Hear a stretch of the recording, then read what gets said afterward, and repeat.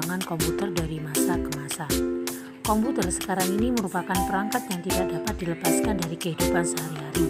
Namun, tahukah kamu sejarah komputer pada awalnya? Sebelum menjadi secanggih sekarang, cikal bakal komputer hanyalah sebuah mesin hitung sederhana. Komputer dulunya hanya mesin hitung untuk menghitung tabel angka. Seiring dengan berjalannya waktu, komputer mengalami perkembangan dan dilengkapi dengan berbagai fitur canggih yang bermanfaat untuk mempermudah kegiatan manusia. Dengan penjelasan di atas, bisa kita lihat bahwa sejarah komputer sangatlah panjang. Bahkan dari masa ke masa sebelum Masehi, bibit komputer sudah bisa ditemukan pada peradaban awal manusia. Contohnya penggunaan abakus di Eropa ataupun suanpan di Tiongkok. Dua alat tersebut merupakan komputer sederhana yang digunakan manusia untuk berhitung dengan lebih cepat. Pengertian komputer. Komputer adalah alat yang dipakai untuk mengolah data menurut perintah yang telah diprogram.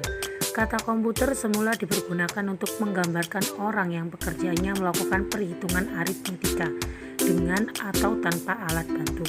Tetapi arti kata ini kemudian dipindahkan kepada mesin itu sendiri. Pada awalnya, pengolahan informasi hampir eksklusif berhubungan dengan masalah aritmetika. Tetapi komputer modern dipakai untuk banyak tugas yang tidak berhubungan dengan matematika. Secara luas, komputer dapat didefinisikan sebagai suatu peralatan elektronik yang terdiri atas beberapa komponen yang dapat bekerja sama antara komponen satu dengan yang lain untuk menghasilkan suatu informasi berdasarkan program dan data yang ada. Konsep komponen-komponen komputer ini berasal dari arsitektur von Neumann ketika John von Neumann memaparkan arsitekturnya pada tahun 1945. Komputer berasal dari bahasa Latin yaitu computare, di mana artinya yaitu menghitung. Komputer ditemukan oleh Charles Babbage, seorang ilmuwan matematika yang berasal dari Inggris. Pada mulanya, ia menemui beberapa masalah dalam perhitungan menggunakan tabel matematika. Hal ini membuatnya berinovasi untuk menciptakan alat yang bisa meminimalisir kesalahan dalam proses hitung. Hingga akhirnya ia berhasil menciptakan mesin penghitung. Mesin inilah yang pada masanya menjadi cikal bakal terciptanya komputer. Komputer generasi pertama. Pada 1940 sampai 1959, komputer generasi pertama dimulai ketika komputer ini digunakan dalam akademi dan militer. Seperti komputer Atanasov Berry dibuat pada tahun 1937 untuk menyelesaikan sistem persamaan linear dan komputer Colossus untuk memecahkan kode rahasia Jerman Nazi. Kemudian ENIAC yang dibangun pada tahun 1946 menjadi komputer pertama untuk tujuan umum. Ketika komputernya dinyalakan untuk pertama kali, Philadelphia mengalami mati listrik. Komputer generasi ini menggunakan tabung vakum untuk menyimpan data dan ukurannya memakan satu ruangan. Adapun ciri-ciri dari komputer generasi pertama yaitu program dibuat dalam bahasa mesin.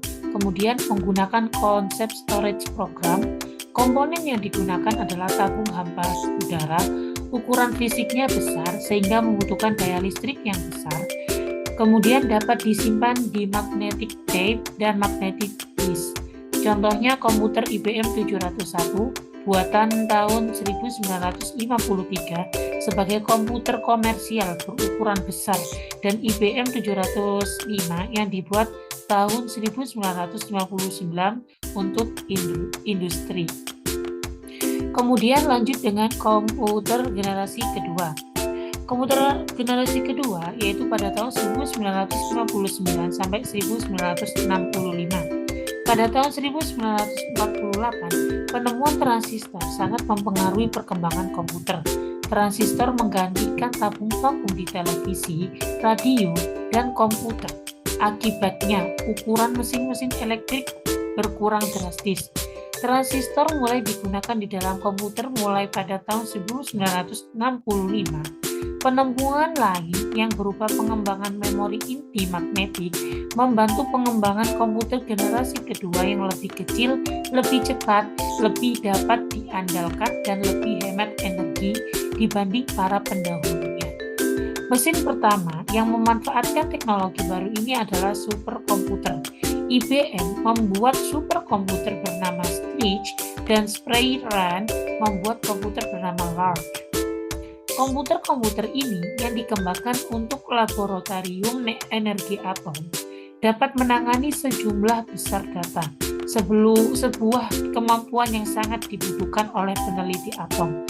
Mesin tersebut sangat mahal dan cenderung terlalu kompleks untuk kebutuhan komputasi bisnis, sehingga membatasi kepopulerannya. Adapun ciri-ciri komputer generasi kedua yaitu kapasitas memori utama cukup besar. Komponen yang digunakan adalah transistor yang jauh lebih kecil dibandingkan tabung hampa udara. Kemudian menggunakan magnetic tape dan magnetic disk yang berbentuk removable disk. Kemudian mempunyai kemampuan proses real time dan time sharing. Kemudian proses operasinya lebih cepat. Orientasinya pada aplikasi bisnis dan teknik. Contohnya komputer PDP-5 dan PDP-8 buatan tahun 1963 sebagai komputer mini komersial pertama. Selain itu, ada pula komputer IBM 7070, IBM 1400, NCR 300, dan sebagainya. Kemudian komputer generasi ketiga yaitu pada tahun 1965 sampai 1970. Walaupun transistor dalam banyak hal menggauli vakum, namun transistor menghasilkan panas yang cukup besar yang dapat berpotensi merusak bagian-bagian internal komputer. Batu kuarsa menghilangkan masalah ini. Jack Kilby, seorang insinyur di Texas Instruments, mengembangkan sirkuit terpadu wapat pada tahun 1958. IC mengkombinasikan 3 komponen elektronik dalam sebuah piringan silikon kecil yang terbuat dari pasir kuarsa. Para ilmuwan kemudian berhasil memasukkan lebih banyak komponen-komponen ke dalam suatu chip tunggal yang disebut semikonduktor. Hasilnya, komputer menjadi semakin kecil karena komponen-komponen dapat dipadatkan dalam chip.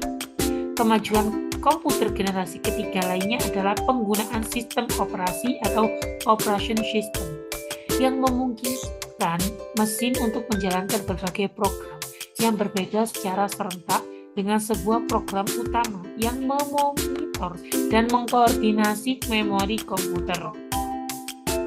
Ciri-ciri komputer generasi ketiga yaitu pertama, komponen yang dipakai adalah IV4 Integrated Circuit yang terdiri atas ratusan atau ribuan transistor berbentuk hybrid integrated circuits dan monolithic integrated circuits.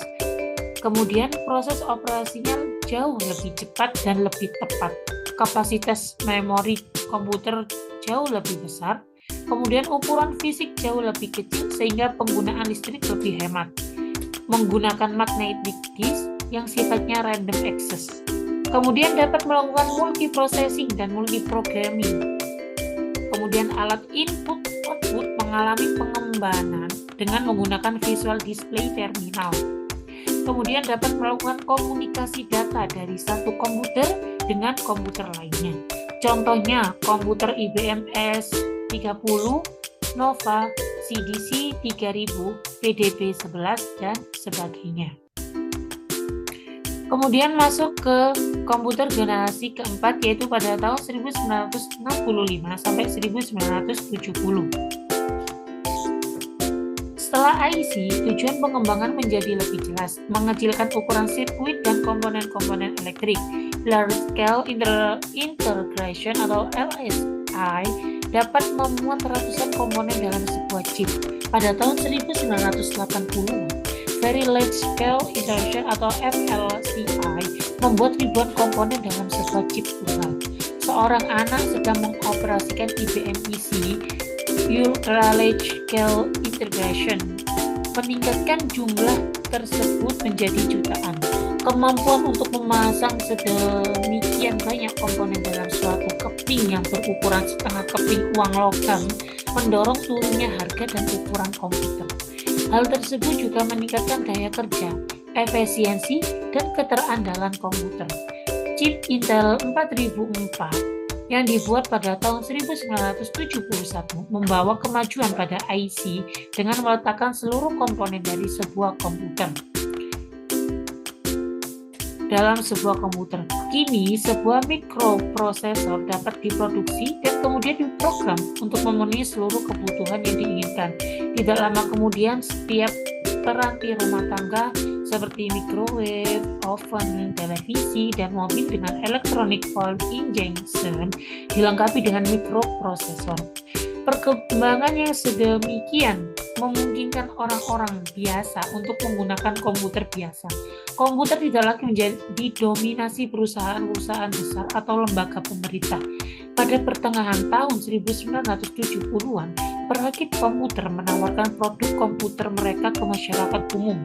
Komputer-komputer ini yang disebut mini komputer dijual dengan paket peranti lunak yang mudah digunakan oleh kalangan awam. Peranti lunak yang paling populer pada saat itu adalah program word processing and spreadsheet.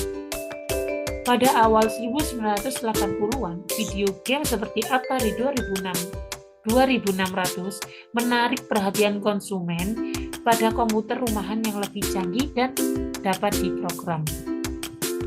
Adapun ciri-ciri komputer generasi keempat yaitu penggunaan LCI yang disebut juga sebagai bipolar-logical integration, kemudian menggunakan mikroprosesor dan semikonduktor yang berbentuk chip untuk memori komputer.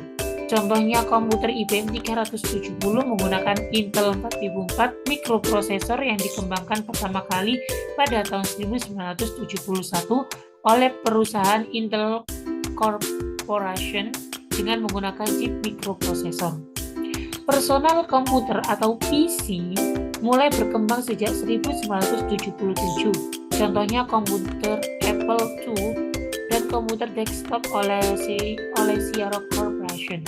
Pada tahun 1981, komputer mulai banyak menggunakan sistem Windows dan sistem mouse.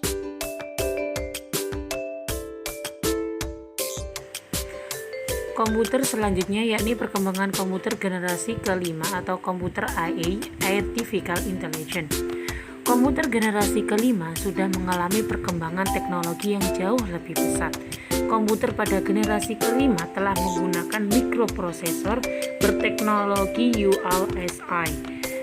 Salah satu karakteristik dari komputer generasi kelima adalah Artificial Intelligence atau AI atau biasa disebut dengan kecerdasan buatan. AI dibuat sebagai kemampuan sistem untuk menafsirkan data eksternal dengan benar.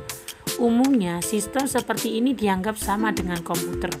Kecerdasan yang diciptakan dimasukkan ke dalam sebuah mesin komputer supaya bisa melakukan pekerjaan layaknya manusia.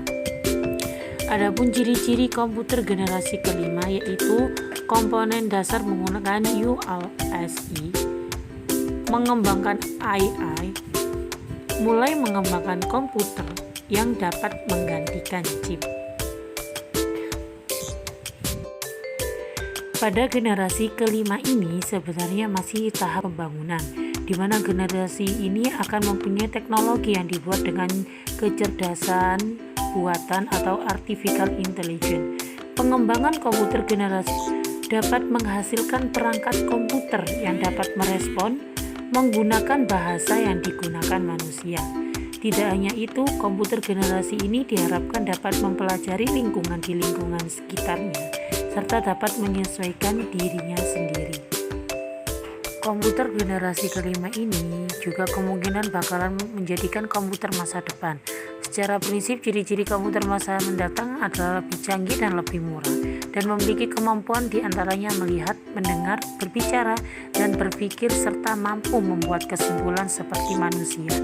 Berarti, komputer memiliki kecerdasan buatan yang mendekati kemampuan dan perilaku manusia. Kelebihan lainnya lagi yaitu kecerdasan untuk memprediksi sebuah kejadian yang akan terjadi, bisa berkomunikasi langsung dengan manusia, dan bentuknya juga semakin kecil.